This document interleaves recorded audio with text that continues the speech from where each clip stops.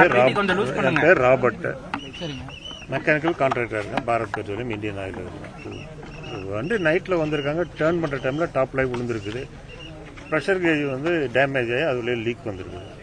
இமீடியட்டாக வந்து பிளான்ட்டுக்கு வந்து இன்ஃபர்மேஷன் வந்தோடனே இங்கே வந்திருக்காங்க. காலையில் வந்து அதுக்கு மூவ் பண்ணி ப்ரெஷர் கேஜில் லீக் அரெஸ்ட் பண்ணியாச்சு. இப்போ மொத்தம் எவ்வளோ டன் இருக்கும், எவ்வளோ லீக் ஆகிருக்கும்? இப்போ மேக்ஸிமம் ஒரு 80 to 100 kg தான் லீக் ஆயிருக்கு. அடுத்தது எப்படி செய்யுங்க? டேமேஜ் வர்க் என்ன பண்ணிருக்கோம்? இப்போ டேமேஜ் இப்போ வந்து சீல் பண்ணியாச்சு. இந்த ரூட்ல வராதுல்ல சார்? அது ரூட்டு தெரியல, அது யூஸ்வலி அது தெரியல சார் எனக்கு எந்த ரூட்ல வரும். அவங்க ஆக்சுவலாக பைபாஸ்ல தான் போவாங்க, பை மிஸ்டேக் தான் வந்திருக்கலாம். இதில் சேஃப்டி மெஷர்ஸ் எல்லாம் எப்படி இருக்குதுன்னா, இந்த சேஃப்டி மெஷர்ஸ் எல்லாம் வந்து எல்லாத்துக்குமே எல்லாம் டோட்டலி சேஃபாக தான் இருக்கும்.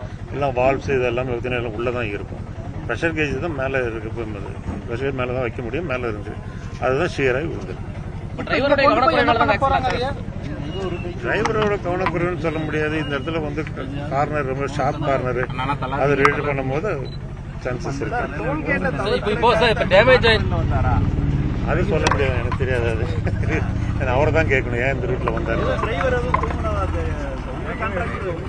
எங்க இருக்காங்க, அது வந்து செப்பரேட் கான்ட்ராக்ட், டிரான்ஸ்போர்ட் கான்ட்ராக்ட் கிடையாது.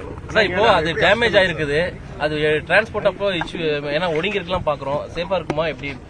போட்டு சீலன் போட்டு சீல் பண்ணியாச்சு. அது ஒண்ணு நான் சொல்லிட்டு நோ லீக் எல்லாம் பார்த்து மீட்டர் எல்லாம் வச்சு எல்லாம் செக் பண்ணிட்டாங்க, எல்லாரும் பார்த்துட்டாங்க. அதனால டிரான்ஸ்போர்ட் பண்றது மாதிரி எந்த பிரச்சனையும் இருக்காது. சேஃபா பண்ணுவாங்க. எக்ஸ்ப்ளோசிவ் மீட்டர் தனி இது இருக்குது, எல்பிஜி எல்லாம் லீக் ஆகிறதெல்லாம் பாக்குறதுக்கு இதெல்லாம் அதை வச்சு செக் பண்ணிடுவோம்.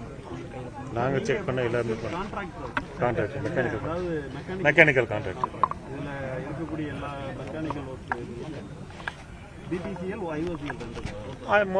எல்லா ஆயில் கண்ட்ரிஸ் பண்ணுறோம். இப்போ இது இந்த மாதிரி வண்டி எல்லாம் வர்றதுக்கு நீங்க முதல்ல செக் பண்ணிட்டு தான் இந்த மாதிரி அனுப்புவீங்களா? இல்ல கண்டிப்பா வண்டி வந்து வெளியே போறதுக்கு முன்னால பிளான்ட்லயே செக் பண்ணி எல்லாம் தான் அனுப்புவாங்க.